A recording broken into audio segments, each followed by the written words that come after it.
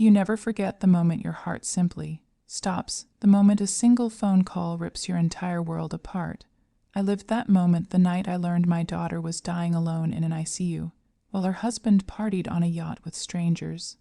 If you learned something from real stories like mine, please like the video and subscribe to the channel. I am not a perfect woman. Age has softened my voice, carved lines across my face, and filled my hair with silver. But nothing in this world has ever weakened the part inside me that is called a mother. And that night, that part of me shook like it had never shaken before. It was 3:17 a.m. when the call came. My phone lit up in the darkness of my quiet bedroom, the screen glowing against the night like an omen. I ignored the first vibration, then the second, but the third. Something in it felt wrong, heavy, urgent. I picked it up with hands that suddenly didn't feel like mine. A voicemail, unknown number. A hollow pit formed in my stomach. When I pressed play, I heard a voice trembling on the edge of breaking. "Ma'am, this is the ICU at Los Angeles County General Hospital. Please, call us back. It's about your daughter." For a moment, I couldn't breathe. My daughter, my only child, the one person I had silently prayed for every night since the day I brought her home from the hospital. Wrapped in a pink blanket and smelling like a new beginning, I called the number back instantly. A nurse answered, her voice steady but her words sharp enough to cut through bone. "Ma'am, your daughter collapsed earlier tonight. Severe internal complications. She's unconscious, and you need to come as soon as possible. We don't know how long she has." I felt everything leave my body at once, strength, warmth, time. It was as if someone had unplugged me from life. And then the anger came, confusion mixed with terror. "Where is her husband?" I asked. My voice was shaking, but I still forced the words out, clinging to the hope that maybe he was there, holding her hand, praying for her life. The nurse hesitated. "Ma'am, he's not here. Not there." "Why the hell not? He left hours ago," she continued carefully. "Security footage shows he walked out around 10 p.m. A ride picked him up." I swear I could feel something inside me crack. I booked the first flight to Los Angeles with fingers that could barely press the screen. I didn't tell anyone. I didn't pack anything except a coat and the wallet I almost forgot to grab. All I kept thinking was, my baby is alone. My daughter is fighting for her life, alone, and the man who promised to love her in sickness and in health was nowhere to be found. The plane ride felt like death. Every minute stretched into an hour. Every announcement from the cabin crew felt like a personal insult. Because how could the world keep functioning normally when my child might not be alive when I landed? When the plane touched down, I didn't wait for the seatbelt sign. I stood up, grabbed my bag, and pushed my way out with a desperation I didn't bother hiding. I ran through LAX like a madwoman, gray hair flying, lungs burning, shoes slapping against the cold floor. Outside, the cold air hit me like punishment. I got in the first taxi I saw, County General Hospital. I said, "Please, as fast as you can." The driver must have heard the break in my voice because he didn't slow down once. When I reached the ICU, everything smelled like antiseptic and sorrow. Machines beeped, doors hissed open and closed. Faces blurred past me, nurses, doctors, families holding fear in their eyes, and then I saw her. My daughter, my beautiful girl, tiny, pale, and still, swallowed by wires and machines that breathed for her. I felt my heart collapse inside my chest. I went to her bedside, held her cold hand, and whispered, "Mom's here, baby. You're not alone anymore. I'm here." But even as I whispered it, my mind screamed the same question over and over. Where the hell is her husband? The nurse who first called me approached, touching my shoulder gently. "Ma'am, we tried contacting him again. He didn't answer. Do you know where he is?" I asked, my jaw clenched so hard it hurt. She hesitated, and then she said it. "Ma'am, he's on a yacht, celebrating while my daughter was dying in that moment." Something inside me turned to steel. Cold, unbreakable, and deadly calm. I didn't know how yet. I didn't know when. But I knew this, before the sun rose again, that man would regret ever hurting my child, and by the time I was done with him, he would be penniless. When I looked at my daughter lying there, pale and motionless, something inside me went silent, not broken, not shattered, just silent, the kind of silence that comes right before a storm destroys everything in its path. I sat beside her bed and held her hand gently. It felt cold, weaker than I ever remembered. I whispered her name over and over, hoping she could hear me somewhere inside that darkness she was trapped in. A doctor walked in quietly, his expression carrying a weight I immediately recognized. He adjusted a few machines and spoke softly, as if afraid his voice might hurt her.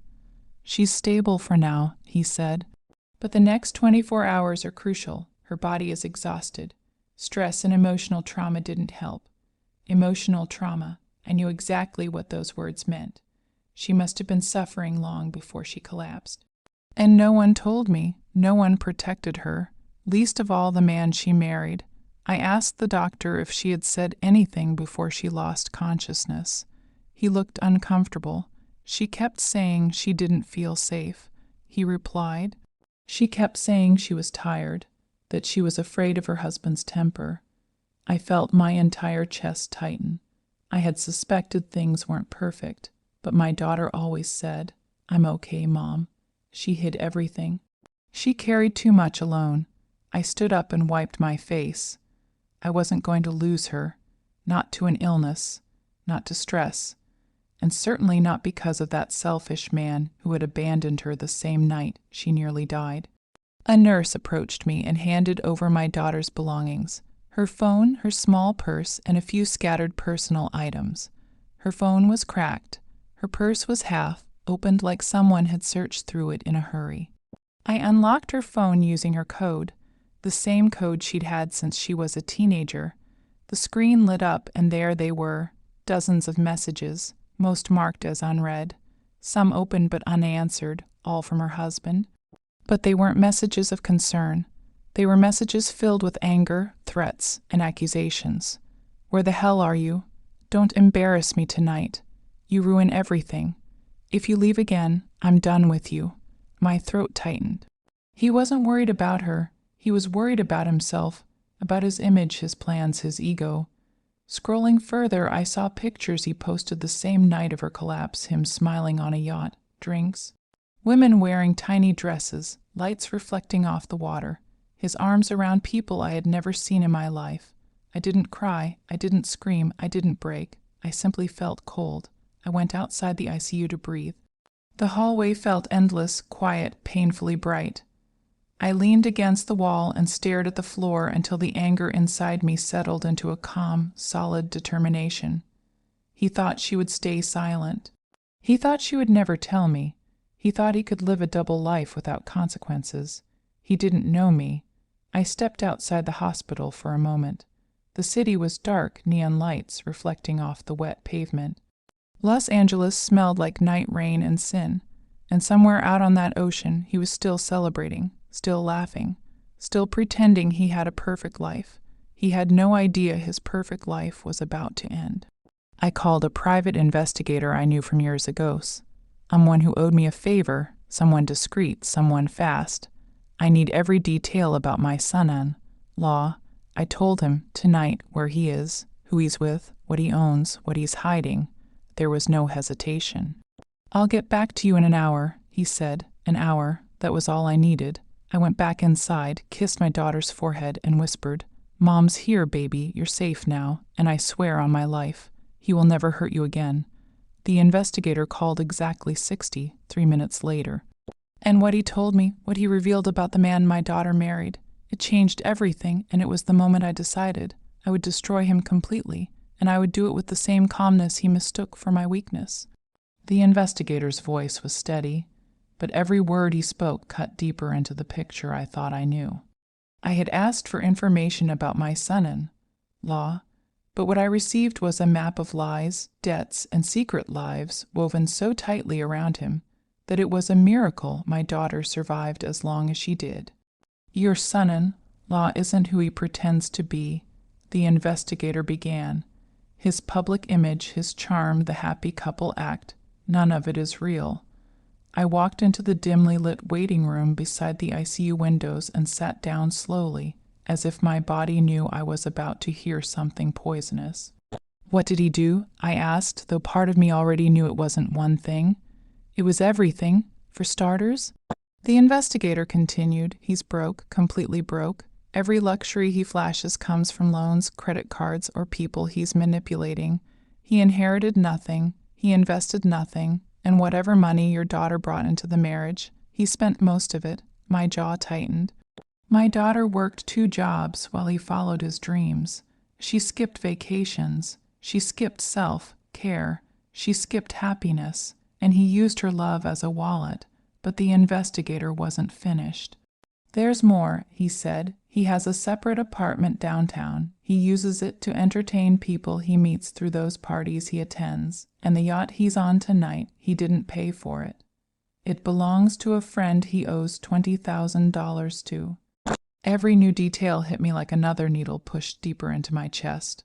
But the needle that tore something inside me was this: "He forged your daughter's signature on a joint account," the investigator said quietly. "He took out a personal loan under her name, and he planned to take another. I found messages where he talked about leaving her once he secured enough money. His words, not mine. I felt the world tilt slightly. Not because I was shocked. No, I had gone beyond shock. It was because I finally understood the truth. My daughter hadn't just collapsed from stress. She had collapsed from surviving him. I thanked the investigator and hung up, staring at my reflection in the hospital window. The glass showed the face of an older woman, tired eyes, silver hair, faint wrinkles. But behind that reflection was something he had never seen in me, a calm kind of fury, a mother's fury. He thought I was old, harmless, fragile. He thought I lived quietly in another state, far away from his games. He thought he could drain my daughter, break her spirit, steal her money, betray her body. And she would never tell me. He didn't know I was already 10 steps ahead of him.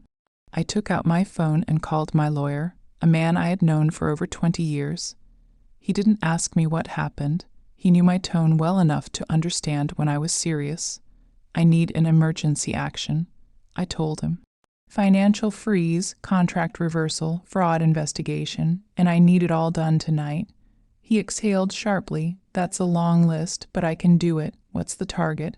I took a slow breath, my son-in-law. There was a pause. "Understood," he replied, while he set the legal fire in motion. I walked back toward the ICU. The nurse smiled softly at me, unaware of the war I was about to wage. I sat beside my daughter again and brushed a strand of hair away from her face. She looked so small, so fragile, like the little girl who used to fall asleep on my chest after crying over scraped knees. I whispered softly, "You won't cry any more, sweetheart. I promise you, not because of him, never again." Her fingers twitched faintly around mine. It wasn't a full movement, but it was enough for me, enough to know she was still fighting. I stayed with her for hours until the sky outside the window turned from black to deep blue. Nurses moved in and out. Machines beeped. The world kept turning, and somewhere out on that ocean, he was still laughing, acting like a man with everything under control. He had no idea that every account he depended on was being frozen. He had no idea the loans he forged were being flagged. He had no idea the apartment he hid was being reported. He had no idea the lies he sold were collapsing one by one. He had no idea that by the time he stepped off that yacht, he would be a man with nothing, not a dollar, not a home, not a reputation, not a future, and he still didn't know that the person orchestrating all of it was the woman he underestimated the most. Before sunrise, my lawyer messaged me, "It's done." And just like that, the man who abandoned my daughter to die was about to wake up in a world where every door he once opened was now locked. By my hand. When the sun finally rose, its first pale light slid into the ICU room like a whisper. I hadn't slept. I couldn't.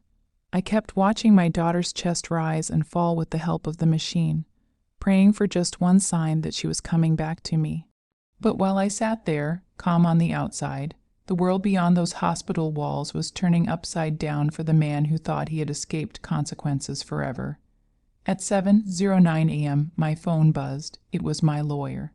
"He's trying to access his accounts," he said. "Everything is frozen. He can't withdraw a dollar."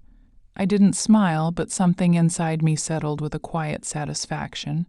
A mother's justice doesn't roar. It arrived softly, precisely, unmistakably. Around 7:30 a.m., the nurse informed me that my daughter's condition was improving. Slowly but steadily, Her heartbeat was stronger, her oxygen uptake slightly better. "She's fighting," the nurse said. I touched my daughter's hand gently. "She always has," I whispered. I stepped out into the hallway to breathe the morning air drifting in through a cracked window. That was when my phone rang again, this time from an unknown number. I answered in silence. "Where is she?" A frantic male voice demanded. "What hospital?" I went home and she wasn't there. It was him, the man who left her alone, the man who partied while she struggled to stay alive, the man whose life I had just taken apart piece by piece. I didn't raise my voice. I didn't insult him. I didn't give him the chaos he expected. "She's in the ICU." I said calmly, "Fighting for her life, something you didn't bother to do." He exhaled shakily. I was drunk. I didn't know she left the party early. Nobody told me it. Stop lying." I cut in. "You didn't care, not then, not now." He stuttered again, then suddenly switched to anger, typical. "Why are my accounts frozen? Why can't I access anything? Why did the bank call me about fraud? Did you do something?" "Your actions did." I replied. "I simply revealed them." "What the hell does that mean?" "It means," I said quietly, "that forging my daughter's signature was a mistake. Taking loans in her name was a mistake. Spending her money, cheating on her, abandoning her. All mistakes, and every one of them is collapsing on you today." His breathing grew uneven. "You think you can ruin me. You think you can just walk into my life. You ruined yourself." I interrupted. "I only made sure you couldn't hide it anymore." He cursed, threatened, shouted, begged, all in the same breath. It was almost pathetic to listen to. "You destroyed my future," he screamed. "No." I said softly. "You destroyed hers. I'm only evening the scales." He hung up, or maybe he threw his phone. Either way, the silence afterward was peaceful. I returned to my daughter's room. A nurse was adjusting the monitors. "She's responding," she said. "Her fingers moved again. She may wake up soon." I felt my throat tighten. My baby, my strong, beautiful girl. She was fighting her way back from the darkness. I sat down and held her hand again, whispering that I was right there, that she wasn't alone, that she never would be again. And then, just as my tears started to fall, her eyelids fluttered. Slowly, weakly, but undeniably, "Mom," she breathed. I leaned forward and pressed my forehead to hers. "I'm here, sweetheart. I'm right here." She tried to speak again, her voice barely a whisper. "I was so scared. He said he'd leave me. He took my money. I didn't know what to do." "SHH." I whispered. "You don't have to explain anything. It's over. He can't hurt you anymore." She blinked, confused. "What do you mean?" I held her hand a little tighter. "I mean when he wakes up today. He will have nothing, no money, no secrets, no power, and no access to you ever again." Tears slipped from the corners of her eyes, not from pain, but from release. From freedom. Hours later, security came to inform us that he had arrived at the hospital. Drunk, furious, screaming, trying to force his way into the ICU. But now everything had changed. The hospital had already been informed of the restraining order my lawyer filed that morning. He wasn't allowed within 300 feet of my daughter.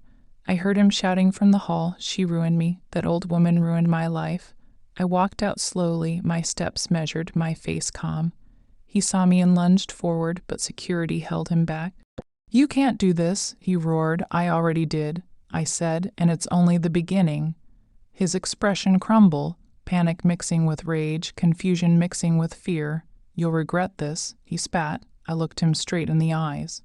"No," I replied. "I regret ever trusting you with my daughter today. I corrected that mistake." Security dragged him out as he kicked, screamed, and begged. A hollow, broken sound from a man who once thought he was untouchable. Back in the ICU, my daughter had fallen asleep again, peacefully this time. Her breathing was steady, her hands warm, and as I sat beside her, I realized something with absolute certainty. He walked into our lives with lies. But he walked out with nothing, because no man, no matter how charming, how clever, or how cruel, can win against a mother who rises to protect her child, and I had risen.